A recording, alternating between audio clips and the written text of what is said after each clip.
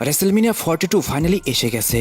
কি হতে চলেছে এইবারের রেসেলমিনিয়ায়, কে হারবে, কে জিতবে, কে রিটার্ন করবে, সমস্ত কিছুই থাকবে আজকের এই ভিডিওতে। যেমনটা আমরা জানি রেসেলমিনিয়া 2 নাইটের হয়, তাই 2 নাইটে যতগুলো ম্যাচ হবে সমস্ত ম্যাচগুলো সম্পর্কে কথা বলবো আজকের এই ভিডিওতে। তাই দেরি না করে শুরু করা যাক আজকের prediction video. Drew McIntyre versus Jacob Fatu unsanctioned match.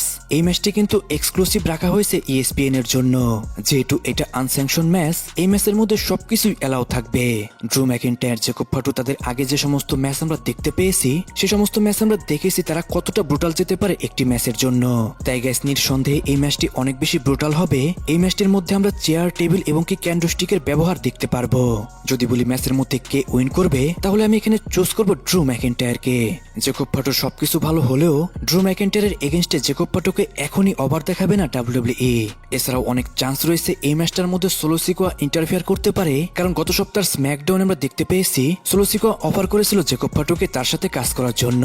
এখন এটা রেসেলমিনিয়া, এখানে যে কোনো কিছু হতে পারে, কিন্তু গাইস তারপরেও এখানে আমি চুজ করব ড্রু ম্যাকিন্টায়ারকে।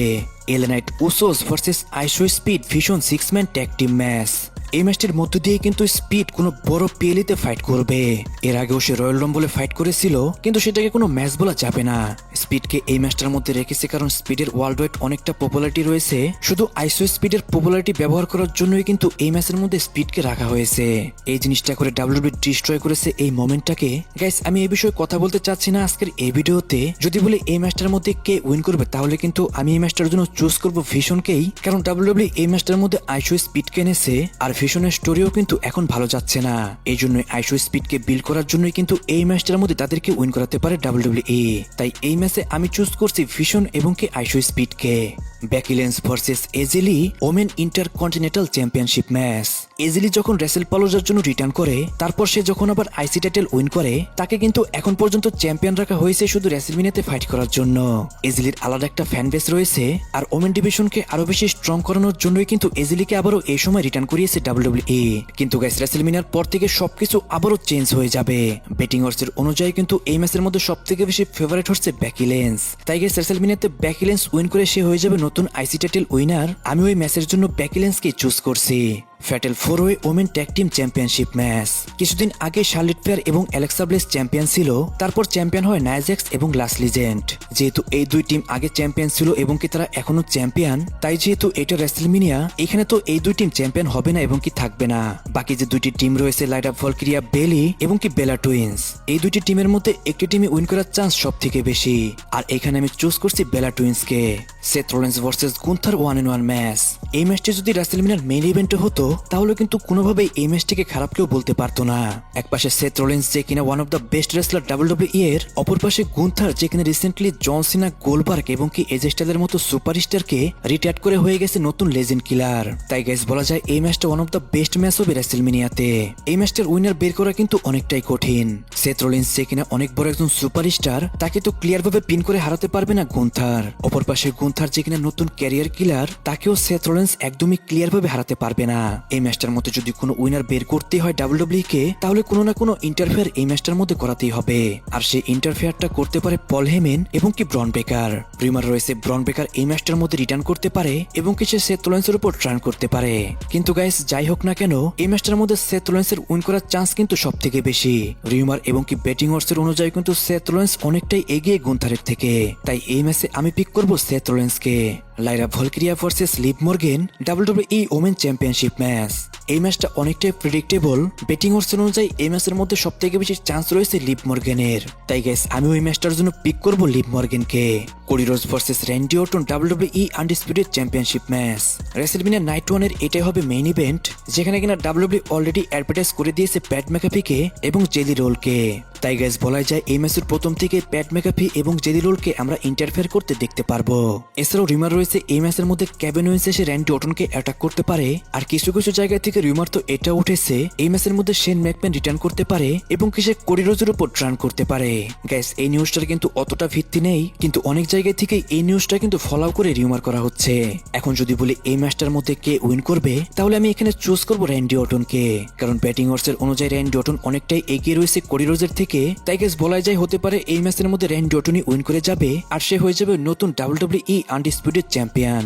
এই ম্যাচে আমিও পিক করব র্যান্ডি অর্টনকে। Night 2 Brock Lesnar versus Oba Femi. এই ম্যাচটির পরে আমরা দেখতে পারবো ডাব্লিউডাব্লিউই নতুন একজন বিস্টকে, আর সে বিস্ট হবে আর কেউ নয়, সেটা হলো ওবাফেমি। আমরা এই 25 বছর ব্রক লেসনারের ডমিনেশন দেখেছি, এখন থেকে হয়তো ব্রক লেসনারের সময় শেষ হয়ে যাবে আর ওবাফেমির ডমিনেশন শুরু হয়ে যাবে। কারণ ডাব্লিউডাব্লিউই যেভাবে ওবাফেমির উপর ইনভেস্ট করছে, আমার মনে হয় না যে এই ম্যাচের পর থেকে ওবাফেমিকে আর পেছনে ঘুরে তাকাতে হবে। মার্চের 16 তারিখ থেকে ব্রক লেসনার এবং ওবাফেমির রাইভালরি শুরু হয়েছে, এখন থেকে একবারও কিন্তু ব্রক লেসনার ওবাফেমির উপর ডমিনেট করতে পারেনি। গাইস, এটা থেকেই বোঝা যায় যে ওবাফেমির উপর কতটা বিশ্বাস করছে ডাব্লিউডাব্লিউই। এখন যদি বলি ম্যাচটার মধ্যে উইনকে করবে, অনেক জায়গা থেকে কিন্তু নিউজ এসেছে যে ওবাফেমি উইন করবে, কিন্তু আমার এটা মনে হয় না। কারণ যদি ওবাফেমি এই ম্যাচটার মধ্যে ক্লিয়ার ব্রক লেসনারকে হারিয়ে দেয়, তাহলে কিন্তু ব্রক লেসনারকে সামনে আমাদের দেখার মতো কিছুই থাকবে না। রিমার রয়েছে ব্রক লেসনার সামার স্ল্যামে রিটায়ারমেন্ট নিয়ে নিবে, তাই এখনই ব্রক লেসনার ওবাফেমির কাছে হারবে না, এটা আমি মনে করি। ওবাফেমি যদি কোনোভাবে ব্রক লেসনারকে হারিয়েও দেয়, সেটা হবে পল হেমেনের বিট্রেলের কারণে, আর এটা কিন্তু টিস করেছিল পল হেমেন নিজেই এই সপ্তাহের মানডে নাইট রতে। তাই গাইস, এই ম্যাচটার জন্য আমি পিক করব ব্রক লেসনারকে। WWE intercontinental championship 6 man ladder match. Guys, এই ম্যাচের মধ্যে যে সমস্ত সুপারস্টাররা রয়েছে, তারা সবাই কিন্তু এক একজন হাই ফ্লাইং সুপারস্টার। শুধু এখানে রুসেফ রয়েছে, রুসেফ তো নিজে একজন পাওয়ার হাউস। এই ম্যাচের মধ্যে নো ডাউট আমরা একের পর এক হাই ফ্লাইং মুভ দেখতে পাবো, আর আনঅফিশিয়ালি এটাই কিন্তু রে মিস্টিরিওর লাস্ট রেসেলমেনিয়া। এখন যদি বলি এই ম্যাচটার মধ্যে উইন কে করবে, তাহলে এখানে সবথেকে বেশি চান্স রয়েছে রে মিস্টিরিওর। রিমার রয়েছে এই ম্যাচটার মধ্যে রে মিস্টিরিও উইন করবে, যার মাধ্যমে সে তার লাস্ট টাইটেল রেন দিবে ডাব্লিউডাব্লিউই তে। ডমিনিক মিস্টিরিও ভার্সেস ডিমেন ফিন বেলার। এই ম্যাচের মধ্যেই কিন্তু অনেকদিন পর ডিমেন লুক নিয়ে আবারও ফিরবে ফিন বেলার। তাই গাইস, এই ম্যাচটা নিয়ে অনেক বেশি হাইপ ক্রিয়েট হয়েছে। পার্সোনালি যদি বলতে হয়, তাহলে কিন্তু আমিও এই ম্যাচটার মধ্যে ফিন বেলারকে দেখার জন্য অনেক বেশি আগ্রহী। আর হতে পারে এই ম্যাচের মধ্যে যদি সবকিছু ঠিকঠাক থাকে, পরবর্তী কিছু বছর ফিন বেলার ডাব্লিউডাব্লিউই তে ডমিনেট করবে। যদি বলি এই ম্যাচটার মধ্যে উইন কে করবে, বেটিং অডসের অনুযায়ী এই ম্যাচের মধ্যে ফিন বেলার অনেক বেশি এগিয়ে। তাই গাইস, এই ম্যাচের জন্য আমি পিক করব ফিন বেলারকে। Sami Zayn versus Trick William WWE United States championship match. সত্যি কথা বলতে এই ম্যাচটার রেজাল্ট সব থেকে সহজেই বলে দেওয়া যায়। ট্রিক উইলিয়াম যে কিনা ফিউচার ডাব্লিউডাব্লিউই মেইন ইভেন্টর, তাকে শুধু রেসেলমেনিয়ার মতো বড় স্টেজের চ্যাম্পিয়ন বানানোর জন্যই সেমি জেনকে স্ম্যাকডাউনের চ্যাম্পিয়ন বানানো হয়েছিল। ট্রিক উইলিয়ামও অনেক তাড়াতাড়ি অনেক বেশি ফেমাস হয়ে গেছে অডিয়েন্সের মধ্যে, আর ব্যাটিং অডসের অনুযায়ী কিন্তু এই ম্যাচের মধ্যে ট্রিক উইলিয়ামের উইন করার চান্স সব থেকে বেশি। তাই গাইস, বলতে খারাপ লাগলেও এই ম্যাচের মধ্যে আমি পিক করছি ট্রিক উইলিয়ামকে। Jade Cargill versus Rhea Ripley WWE women championship match. এই ম্যাচে ব্যাটিং অডসের অনুযায়ী রিয়া রিপ্লি অনেক বেশি এগিয়ে রয়েছে। তাই গাইস, নিঃসন্দেহে বলা যায় এই ম্যাচের মধ্যে উইন করতে চলেছে Riya Ripley. CM punk versus Roman Reigns WWE world heavyweight championship match. এটাই সেই ম্যাচ যে ম্যাচটা দেখার জন্য সবচেয়ে বেশি অডিয়েন্সরা আগ্রহী।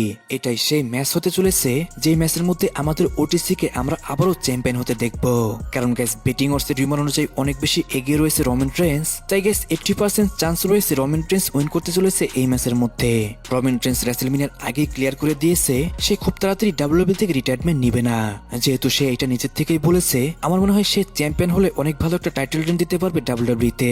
যদি বলি এই ম্যাচের মধ্যে রিটার্ন কেউ করতে পারে কিনা, তাহলে অনেক বেশি চান্স রয়েছে রক এই ম্যাচটার মধ্যে ইন্টারফেয়ার করতে পারে। আর গাইস, একটু শুনতে ফানি হলেও ভিন্স ম্যাকম্যানও এই ম্যাচের মধ্যে আসতে পারে, এটা কিন্তু অনেক জায়গায় থেকে রিউমার রয়েছে। কিন্তু এসব কিছুর উপরেও একটি রিউমার রয়েছে। সেই রিউমারটি হলো ওসোসরা ট্রান করতে পারে রোমান রেইন্সের এগেইনস্টে, আর এরই মাধ্যমে কিন্তু রোমান রেইন্স হেরেও যেতে পারে। আর যদি এইটা হয় এবং কি সিএম পাঙ্ক রোমান রেইন্সের এগেইনস্টে টাইটেল ডিফেন্স করে, তাহলে কিন্তু সিএম পাঙ্কের যে অরা সেটা কিন্তু আরো বেশি হাই হয়ে যাবে। যেহেতু এটা রেসেলমেনিয়ার পর থেকে ডাব্লিউডাব্লিউ স্টোরি লাইন পাল্টে যায়। এই জন্য গাইস, এই ম্যাচটার মধ্যে এমন কিছু হতে চলেছে যা এখন পর্যন্ত কোনো রিউমার থেকেও বের হয়নি। গাইস, কে রোমান রেইন্সকে আবারও ডাব্লিউডাব্লিউ চ্যাম্পিয়ন দেখতে চান, সেটা কিন্তু অবশ্যই কমেন্টে জানাবেন। আমি তোমার প্রেডিকশন দিয়ে দিলাম, আপনার প্রেডিকশন কি সেটা কিন্তু অবশ্যই কমেন্টে জানাবেন। গাইস, আজকের ভিডিও যারা এই পর্যন্ত দেখেছেন, তারা অবশ্যই কিন্তু ভিডিওতে লাইক এবং কি কমেন্ট করতে ভুলবেন না।